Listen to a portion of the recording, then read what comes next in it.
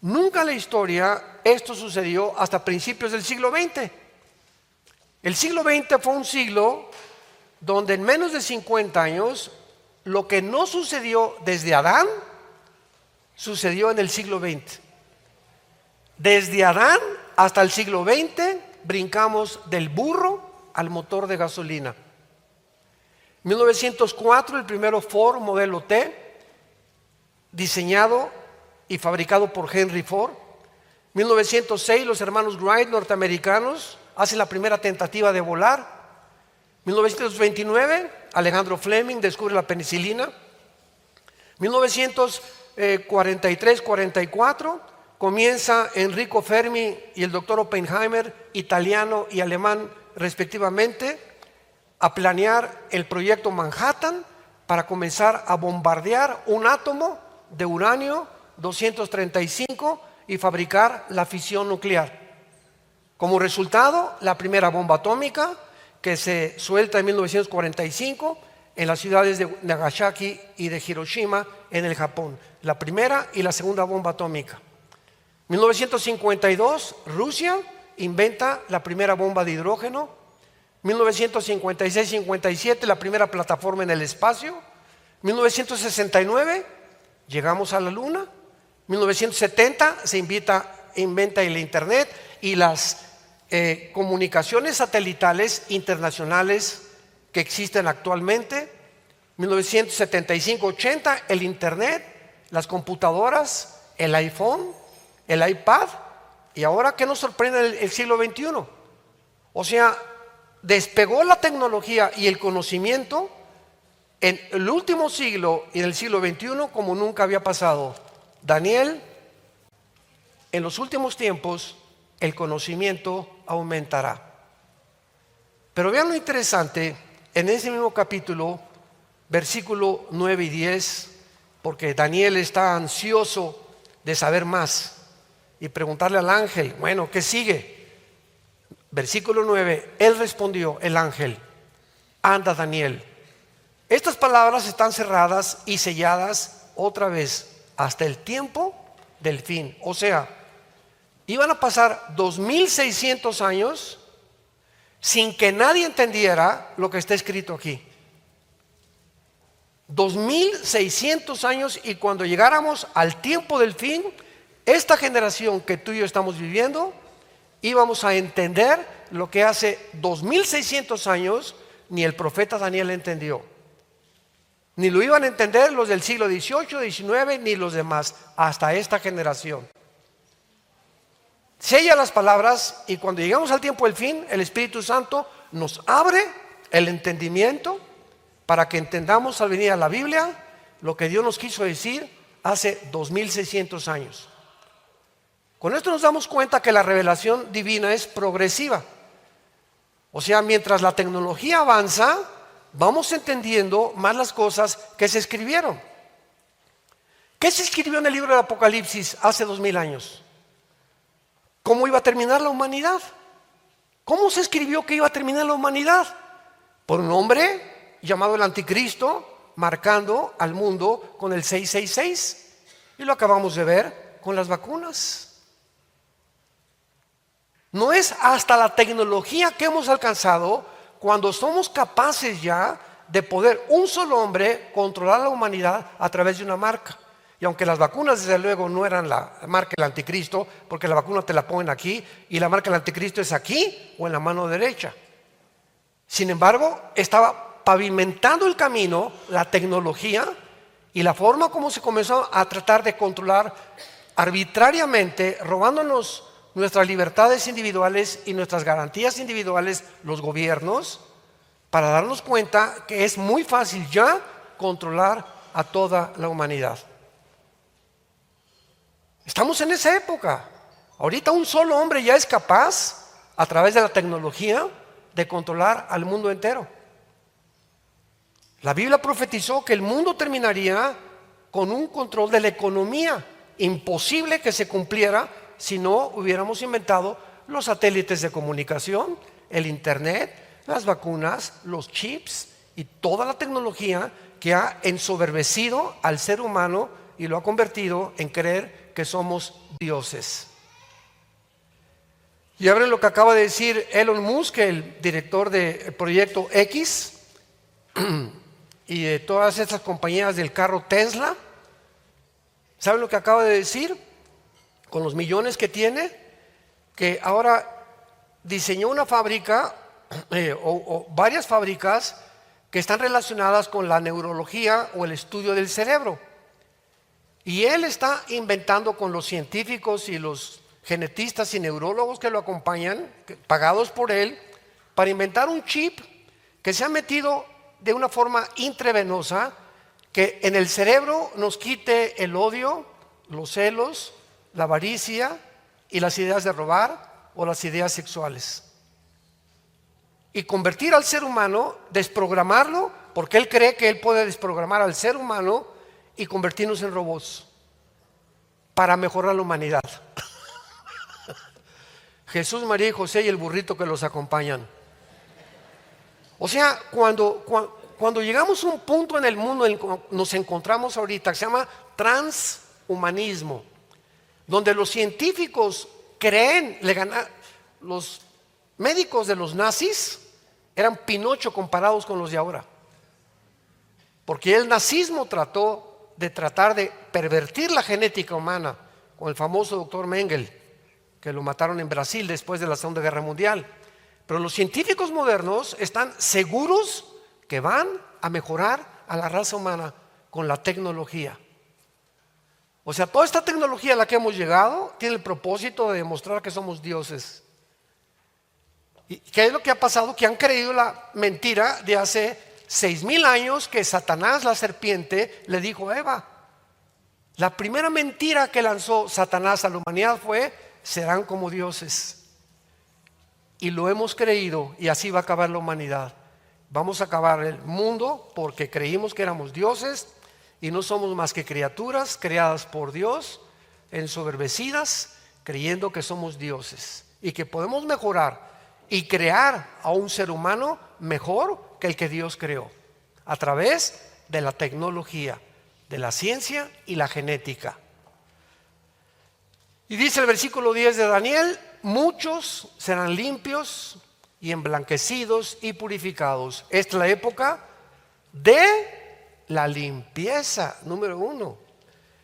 ¿Para qué sirvió la pandemia? ¿Por qué Dios permitió la pandemia?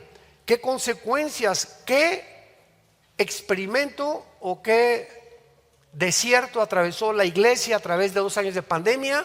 No se imaginan la cantidad de iglesias que ya no existen después de la pandemia. Cantidad de pastores que dejaron el ministerio después de la pandemia. Cantidad de cristianos que ya no regresaron a la iglesia después de la pandemia porque nunca fueron cristianos. Dice 1 de Juan capítulo 2: salieron de nosotros, pero no eran de nosotros, porque si hubieran sido de nosotros, hubieran permanecido con nosotros. Pero salieron para que se manifestara que no todos los que van a una iglesia como esta y como todas las iglesias cristianas, no todos son cristianos verdaderamente. No todos siguen a Jesús, más que de la boca para afuera. Viene una crisis, viene una pandemia y se olvidan de Dios, se olvidan de Cristo, se olvidan de la iglesia, se olvidan de todo. Fue una limpieza tremenda la que Dios hizo. Purificó Dios su iglesia, porque cantidad de cristianos que se decían cristianos ya ni siquiera van a la iglesia. Número 2, dice la Biblia: serán limpios y emblanquecidos y purificados. ¿Cómo viene la purificación de tu vida? A través del sufrimiento, desgraciadamente. Tenemos que atravesar divorcios, enfermedades, accidentes, problemas con los hijos, problemas en el hogar, problemas con el gobierno, preocupación: cayó el petróleo, cayó el dólar, ¿qué vamos a pasar? Todas estas circunstancias están purificándonos, porque ahí Dios se asoma. ¿Cómo va a reaccionar Panchito? Hoy en la mañana reaccionó y vio la televisión que el dólar cayó ante el euro y que ya Rusia se acerca a Europa y hay una tercera guerra nuclear. Vamos a ver cómo está Panchito. Ay, Señor, ¿qué voy a hacer? ¿Qué voy a hacer? ¿Y si no me caso? ¿Y si cae esto? ¿Y si se muere mi esposo? Todas las circunstancias purifican y prueban nuestra fe.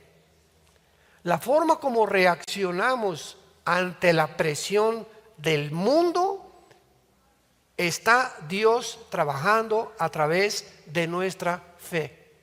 Dice en 1 Pedro 1, somos guardados por el poder de Dios mediante la fe. ¿Qué es la fe? Oye, qué padre es confiar con Dios cuando todo está bien. ¿Qué es la fe? Atravesar el valle de lágrimas. Cuando estés en el fuego no te quemarás, cuando estés en el agua no te ahogarás, dice Isaías 42. Esa es la fe, que podemos atravesar. Padre Santo, aunque ande en valle de sombra de muerte, porque el mundo es un valle de sombras, de oscuridad, de cosas que no entendemos y de muertes por todos lados, muertes todos los días, suicidios, ataques, violaciones, secuestros. Es el mundo que estamos viviendo. ¿Cómo estás tú viviendo en medio de este mundo? ¿Con paz? ¿Tienes paz realmente en tu corazón? Que te digan mañana perdiste el trabajo, vas a agarrar la de tequila, don Julio, y te la vas a acabar. Ya se fue tu mujer, pues ahí están, las mujeres son iguales, yo también me voy con otra también. ¿Así vas a reaccionar? La forma como reaccionamos determina el calibre o la madurez que has alcanzado. Y ojalá que la iglesia no esté llena de niños. Muy bien. Entonces muchos serán limpios, emblanquecidos y purificados. Los impíos procederán impíamente. Nunca el carácter del ser humano se había deteriorado como en el siglo XXI en el que estamos viviendo. Cuando tú ya ves a papás aplaudiendo, llevándolos a Disneylandia a sus hijos, o cuando los llevan a librerías y los reciben los drag queens, un hombre vestido de mujer con pestañas postizas, con una peluca, con zapatos de tacón, vestido como mujer, diciéndole a un niño, eres una niña, vístete como princesa, vístete como yo. Y los papás, sí, mira qué bonito, como si fuera Alicia del País de las Maravillas. Cuando llegamos a un punto donde los seres humanos a lo malo le dicen bueno y a lo bueno le dicen malo, hemos llegado al final. Cuando ya no hay absolutamente en tu mente y ya no sabes lo que es bueno y lo que es malo, y estás tan confundido, donde se puede mezclar la feminidad con la masculinización y la masculinización con la feminidad, y el ser humano pierde su identidad de quién eres realmente, ya no espiritualmente, físicamente, es cuando dices, hemos llegado al final. Y esa es la humanidad que estamos viviendo. Se perdió la identidad total. ¿Cómo puede un ser humano no saber qué es? Oye, si tienes el cromosoma Y, eres macho camacho. Si tienes el cromosoma XX, eres mujer. Pero aquí me dice que no soy, pues tu problema no es físico, por el amor de Dios. Tu problema es mental. Tienes un tornillo flojo aquí. Y mientras más oyes la televisión y más te juntas con ese tipo de personas, más se te aflojan las neuronas y más llegas a creer que realmente no eres lo que Dios te creó. Es el final de la humanidad. Y ya meterse con los niños, eso ya no tiene perdón. Vayamos rápidamente al capítulo 9 de Daniel y veamos que todavía no estamos en la tribulación. El apóstol Pablo en el Nuevo Testamento, sobre todo a la iglesia de Tesalónica, le escribió porque esta iglesia en Tesalónica estaban muy alarmados, creían que ya estaban en el día del Señor. Todos ustedes que les gusta el estudio de la teología y la escatología, o sea, las profecías bíblicas, siempre que encuentren en el Antiguo Testamento la frase día de Jehová, día de la ira de Dios, día del castigo, todas estas frases se refieren a los 7 años que vienen del mundo de la tribulación, donde tú y yo ya no vamos a estar. Gracias a Dios. La iglesia no puede estar en la tribulación. Hay muchas razones y ojalá que me dé el tiempo en la segunda conferencia de compartirlo. Entonces, este tiempo del día del Señor son los 7 años o la famosa 70 semana de Daniel. Y ya hace 2000 años los tesalonicenses creían que estaban ya en la tribulación. Yo he tenido varios correos que me han preguntado, Armando, ¿y es la tribulación? Le digo, no, todavía no es, no. Y así como está la situación ahorita, imaginémonos nada más que en la tribulación los ángeles caídos van a bajar al mundo. Se va a abrir el abismo, Apocalipsis 9, versículo 1 y 2, y todos los demonios que están ahorita en el abismo van a salir al mundo a poseer a todos los millones de seres humanos que hay en el planeta Tierra. El diablo va a estar aquí en el mundo entero operando a través del anticristo, y a través de esto vendrán plagas, vendrán catástrofes sobrenaturales, vendrá una descomposición del ser humano, se matarán unos con otros, habrá perversiones ya insospechables e inimaginables, y será un tiempo como nunca, así lo declara Daniel y lo declara Cristo, un tiempo como nunca ha existido ni existirá después en toda la historia de los seres humanos. Y si ahorita nos da coraje, ¿verdad? Como me dijo un día un señor, oiga, doctor Alducin, ¿cómo es posible que el Dios tan cruel castigando a los cananitas, genocidios, sangre? Esto es la Biblia, ¿cómo puede un Dios así ser así? Y le dije, si entra una persona, esto fue lo que le contesté a esta persona, si entra a tu casa una persona a las 2 de la mañana, tú tienes una esposa y tienes 3 niñas de hijas, y llega y te anestesia a ti y comienza a violar a tu esposa enfrente de ti con 2 maleantes más, y luego va con tus hijas, las viola y las mata a las 3. Cuando tú salgas de tu casa, ¿qué pedirías para ese hombre? Porque ese hombre, estarás conmigo, que no es un ser humano, es un animal. Es un animal, y esas personas no pueden estar sueltas. Y para eso los gobiernos están establecidos para ejercer el Estado de Derecho. Entonces, esa persona, tú me dirías, merece la pena de muerte. Porque hay personas que han perdido su derecho a vivir para la sobrevivencia de los demás. Un jitomate podrido, o lo sacas y lo tiras, o contamina la canasta de los demás jitomates. Ese es el procedimiento que hace Dios. Y muchos se asustan porque muchas cosas, hay pena de muerte en la Biblia y hay formas de castigo que dicen, pero es que si tú supieras ahora que venga la tribulación, ¿cuántos animales hay sueltos en el globo terráqueo que no son seres humanos? Y hay cantidad de personas que tú ves y cómo está Don Pancho y por aquí y por allá, y no nos imaginamos que hay monstruos dentro de seres humanos que aparentan a ser ángeles de luz. Y tenemos cantidad de ejemplos en la historia, ¿no? Ted Bundy asesinó a 19 muchachas en Florida. Otro que se comió, a las que mataba se las comía en el refrigerador y guardaba los pedazos ahí. Y era un estudiante de la universidad. Ted Bundy era un muchacho abogado, bien parecido, menos de 40 años de edad. Entraba, mira qué bien parecido, cualquiera, ojalá que se casara con mi hija, ese muchacho, ¿verdad? Llevaba 19 enterradas. Y cuando lo sentenciaron a la cámara de gases en Miami, fue el doctor que es cristiano de California, un médico, y le dijo, Ted Bundy, quiero preguntarte algo. Al otro día lo iban a llevar a la cámara de gases. Y en Estados Unidos, cuando alguien es sentenciado a muerte, a pena de muerte, ya la silla eléctrica ya se quitó.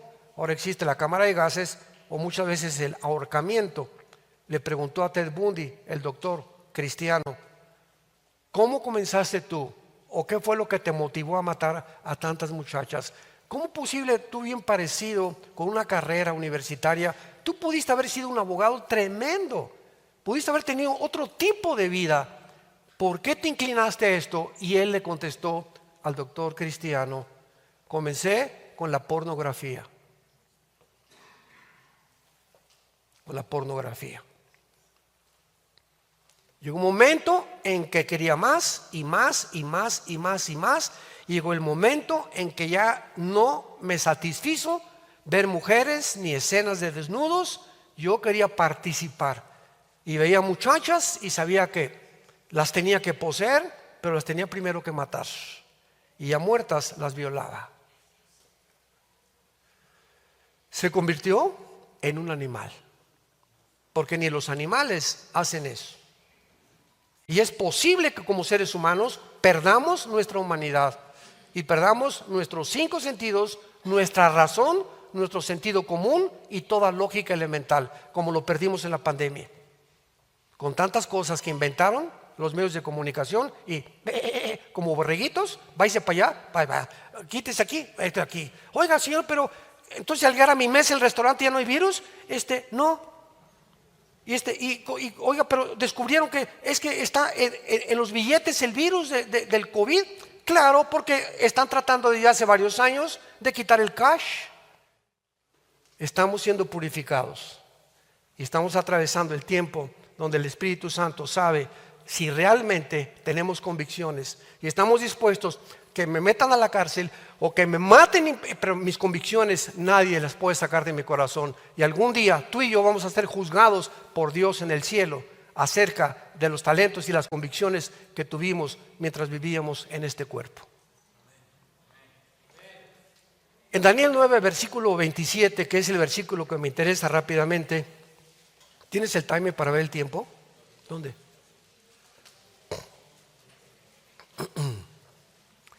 Dice, por otra semana, hablando del anticristo, por otra semana, o sea, esta es una semana de 7 años, porque los judíos tenían semanas de años y de días. Y todo es del versículo 24, que se llama la famosa profecía de las 70 semanas, son semanas de años, o sea, comienza el versículo 24, 70 semanas están determinadas, o sea, 490 años. 7 por 7, 49, 490 años. Y aquí en esta profecía, rápidamente, para los que no la han entendido, se profetiza, antes de entrar al versículo 27, Daniel se encuentra en Babilonia, después vinieron los medos persas y sirvió bajo el rey Darío, bajo 2 imperios sirvió Daniel. Y Daniel está leyendo el libro de Jeremías, hace 2600 años. Jeremías fue antes de Daniel. Y lee en Jeremías Daniel que la cautividad babilónica estaba a punto de terminar. Y la cautividad babilónica iba a durar 70 años. Y dice Daniel, ya falta un mes tal vez para que se cumplan los 70 años. Entonces Daniel ora y le dice, Señor, ya vienen todos los judíos de regreso otra vez, ¿verdad?, a Israel. ¿Cuál es el futuro de tu pueblo? Tú le dijiste a Abraham, a Isaac, a Jacob, a los profetas, a Samuel, etcétera, etcétera, a Amós, etcétera, etcétera, que éramos tu pueblo y que nos ibas a proteger siempre y que iba a ser más numerosa la descendencia de Abraham, tan grande como las estrellas. Entonces Daniel estaba interesado en saber el futuro de Israel. Entonces Daniel comienza a orar durante 2 semanas. Y durante 2 semanas manda Dios un ángel a Babilonia, al mundo, con la respuesta, pero en el cielo lo interrumpe un principado satánico. Todo esto lo encontramos en el capítulo 10. Y no permite que Daniel baje a Babilonia con el mensaje que Dios le manda o con la respuesta del cielo. Entonces hay una guerra cósmica en el cielo. Finalmente, ya para no ser tan larga, llega el ángel después de las 2 semanas que Daniel estaba ayunando. Y esto nos habla de un principio espiritual muy importante. En el momento en que tú te pones de rodillas o en el momento que nosotros oramos, iniciamos una guerra. Siempre, siempre, siempre, siempre. Y esa guerra la ganas de rodillas. La oración es un campo de guerra que Dios nos ha dado para que mi hijo se va hoy en la mañana, tal Padre Santo, te pido que lo guardes a Acapulco, mi hijo. Tus ángeles lo acompañen, Padre. Mi esposo se fue al trabajo, lo han amenazado. Te pido por esto, Padre. Dios ha decidido en su soberanía que nosotros podamos cambiar ciertas cosas a través de la oración. Dios decidió acabar con Israel y se interpuso Moisés. Señor, no te los lleves todavía. Y en el momento en que Moisés se interpone a la voluntad de Dios, Dios perdona a Israel. Dice en Ezequiel, no he encontrado un hombre que se ponga para hacer ¿verdad? En el camino para intervenir por otra persona. Cuando sepamos realmente el poder de la oración, tendríamos más reuniones de oración y pasaríamos más tiempo en oración todos los días con Dios. Entonces viene el ángel y le da a Daniel la revelación del versículo 24 al versículo 27, que se conoce como las 70 semanas de Daniel. Y le dice el ángel: Daniel, cuando comience la reconstrucción de las murallas de Jerusalén, hasta el Mesías habrá 483 años matemática, cronológicamente diseñados por Dios. ¿Cuándo comenzó la reconstrucción de Jerusalén? Se encuentra en Nehemías capítulo 2, cuando el rey Artajerjes le dice a Nehemías: te doy permiso que vayas a Jerusalén, está en ruinas, comienza a levantar las murallas. De ese tiempo de Artajerjes, Nehemías capítulo 2, a Cristo son 493 años matemáticamente contados. Y esto es algo impresionante porque es la única parte en el Antiguo Testamento que se profetiza el tiempo en que Cristo vendría. Por eso Cristo estaba tan enojado con los fariseos. ¿Cómo no supieron que iba a venir? Primero los magos que vienen de Babilonia supieron al rey Herodes y le trajeron regalos al niño Dios. Mejor estos que venían enseñados por Daniel 600 años antes, con lo que Daniel les enseñó de las profecías de Daniel, sabían que el tiempo en que Jesucristo iban a ser. Los religiosos y los estudiosos de la ley nunca supieron cuándo Jesús iba a nacer. Qué increíble, ¿no? Entonces faltó una semana de 7 años, Cristo fue crucificado. Entonces, ¿qué hizo Dios? Les dijo a Jerusalén, y aquí está la clave: Baruch Hashem Adonai Eloheinu, en hebreo. No regresaré hasta que digan: bendito el que viene en el nombre del Señor. Hace 2000 años hasta ahorita, los judíos no reconocen a Jesús como el Mesías. Aunque hay muchos judíos que se han convertido, les llaman cristianos mesiánicos. Pero por favor, si tú no eres judío, no te pongas la kipá, ni creas que ya eres mesiánico, porque tienes cara de que naciste en Atlacomulco. Hay tantas ridiculeces que están manejando ahorita en la vida cristiana como no se imaginan. No nos vamos a detener ahí. Entonces, Cristo le dice a Israel: no van ustedes hasta la tribulación, van a ser purificados, y en la segunda venida de Cristo ya podrán los judíos purificados en la tribulación pasar al milenio o al reino mesiánico, porque no pueden entrar al reino mesiánico sin reconocer que Jesucristo es el Mesías. Entonces quedó una semana pendiente, la semana 70, la que hablamos en el versículo 27, que el anticristo confirmará el pacto con muchos. Cuando aparezca el anticristo, ahí comienza la tribulación.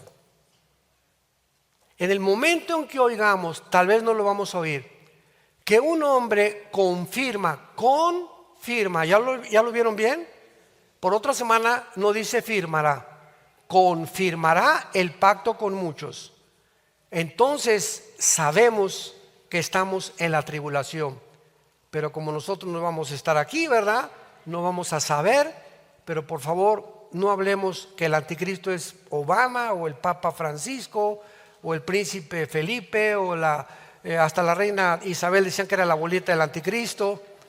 Pobre señora, ¿verdad? No podemos especular, ni hipotetizar, ni filosofar hasta que 10 naciones se unan, 5 de Europa, 5 del Medio Oriente, hagan un tratado, Daniel capítulo 7, y de entre esas 10 naciones un cuerno pequeño surgirá que se llama el anticristo. Entonces el pacto comienza cuando el anticristo confirme. ¿Por qué dice confirmará? Qué interesante, qué maravillosa es la Biblia. Porque hace 3 o 4 meses, por primera vez en la historia, las naciones árabes le están pidiendo a Israel protección. Y entonces los Emiratos Árabes, Bahrein, Marruecos firmaron un acuerdo que se llama el Acuerdo de Abraham, donde por causa de que Irán bombardeó en 1989 pozos petroleros en Arabia Saudita, y Estados Unidos no intervino en Israel, los árabes están espantados con Irán, porque ya está a punto de tener la bomba atómica, Irán. Entonces, por favor, a los israelitas que tienen los mejores pilotos del mundo y que tienen armas nucleares y tienen de los ejércitos mejor entrenados del mundo, están pidiéndoles protección, cosa inaudita desde 1948 que se independizó Israel. Entonces ya se confirmaron varias naciones árabes y ya firmaron un pacto, porque las únicas naciones desde el 48 que se independizó Israel, Jordania y Egipto, fueron las únicas naciones que tenían acuerdos de paz con Israel hasta ahorita, Jordania y Egipto. Pero ahorita ya son los Emiratos Árabes, Bahrein, Marruecos y otras más, y a punto de firmar Arabia Saudita. Y cuando esto sea posible es cuando el anticristo hace su aparición. ¿A qué tiempo nos encontramos del anticristo? Tal vez semanas o meses, o tal vez un año o 2 años más. Pero la historia del ser humano ha llegado a su final. Los cristianos dormidos, todavía papá y hacer dinero, y quiero esta carrera, y por aquí y por allá, adulterios, divorcios, etcétera, etcétera, drogas, alcoholismo, y todo eso que hace que tu vida termine antes de tiempo, que vivas como un animalito. Las vacas se levantan y pastan, desayunan y pastan, comen y pastan, duermen y pastan, y llega la noche. Y así hay seres humanos, se levantan y van a trabajar, van a hacer dinero, llevan el dinero a su casa, comen, etcétera, etcétera, y duermen. Se divierten y van por acá, van a Acapulco, van con su computadora, con su laptop, ni siquiera disfrutan las vacaciones, porque todo es negocios, dinero, etcétera, etcétera. Ya su esposa es como alguien que contrataste, no hay comunicaciones con los hijos tampoco, ni con los nietos. ¿Por qué? Porque vivimos centrados en nosotros mismos. Y la principal característica que el apóstol Pablo describe de los seres humanos al final se encuentra en 2 de Timoteo 3, del 1 al 6. Amadores de sí mismos. Amadores de sí mismos. Solamente te amas tú, mis intereses, mis propiedades, lo que me beneficia a mí, y todas las demás personas las uso si me sirven. Pero darle la amistad a alguien incondicional, no. Si mi compadre hizo un negocio con él, es mi compadre mientras tenga dinero. Pero si lo meten a la cárcel o pierde todo, ni a la cárcel lo voy a visitar. ¿Por qué? Porque no era mi amigo, era un uso que yo usaba, era un instrumento para que yo me enriqueciera más.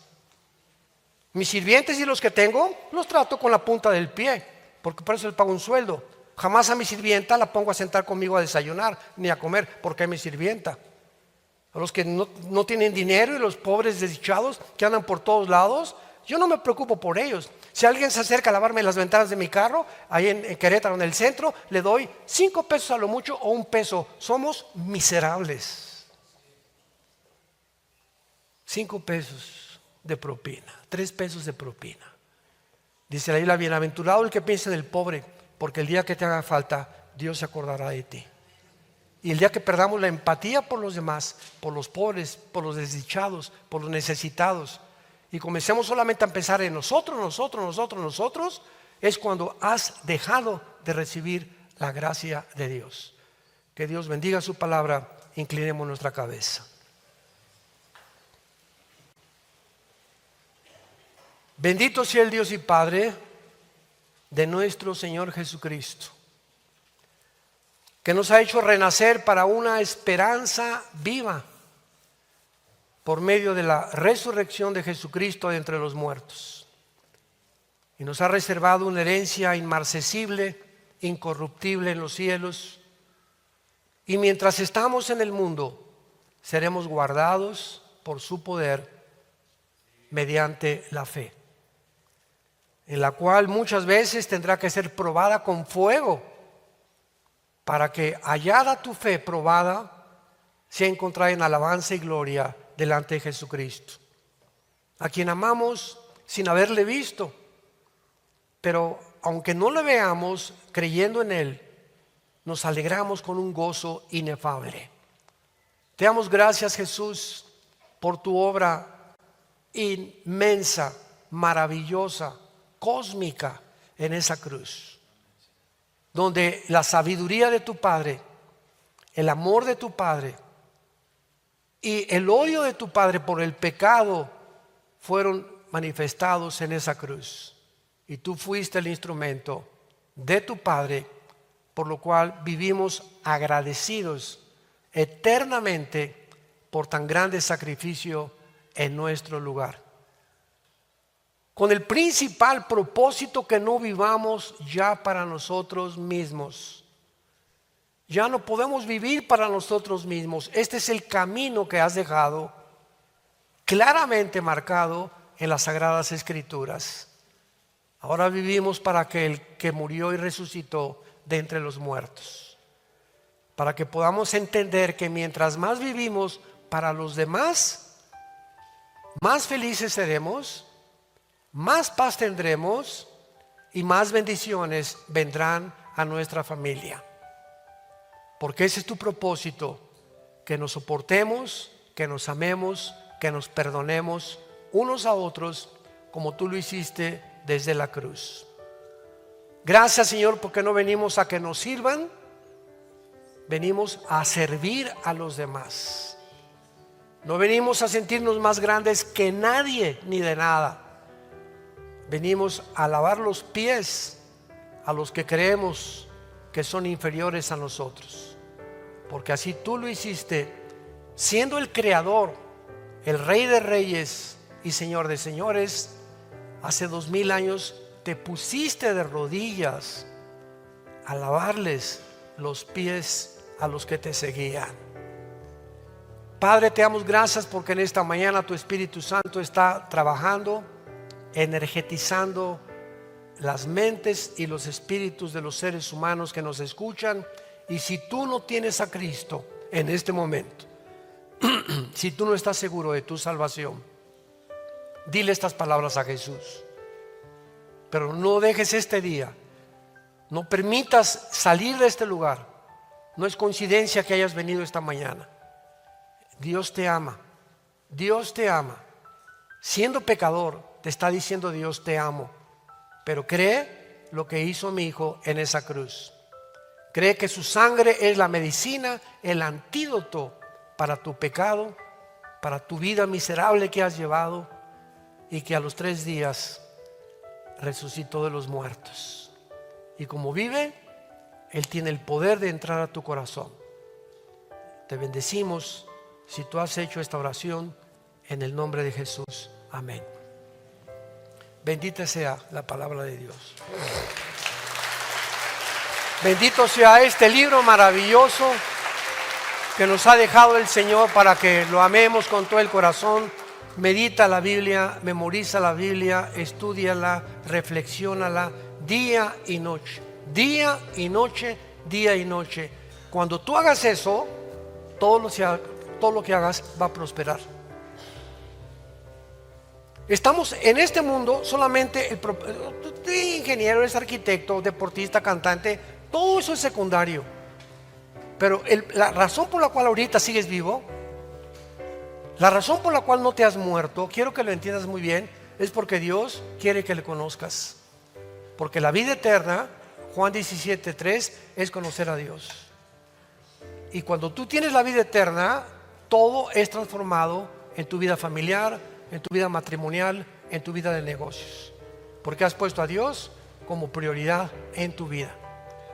Si hay personas en esta mañana que han hecho esta oración por primera vez, invitando a Cristo, nos gustaría conocerles. Y desde ahí de tu lugar, comenzamos allá arriba, levanten su mano allá arriba, todos los que en esta mañana, gracias a Dios, gracias a Dios. ¿Alguien más allá arriba que haya hecho esta decisión por Jesús? Aquí en esta parte de aquí, esta parte de esta mitad, alguien en esta mañana hizo esta oración. Gracias, que Dios la bendiga. Gracias, joven. Mira cuántos jóvenes, gracias a Dios. ¿Alguien más por acá? ¿Por acá de este lado? Dios la bendiga. Gracias, gracias, gracias. ¿Cuántos jóvenes, Señor? Gracias por estos jóvenes. Gracias, Padre Santo. Gracias, Jesús. Gracias. ¿Por acá? ¿Por acá nadie? Todos tienen cara de San Cleotilde. Gracias por estas almas que tengo, así me emociona ver a jóvenes entregándole sus vidas a Jesucristo.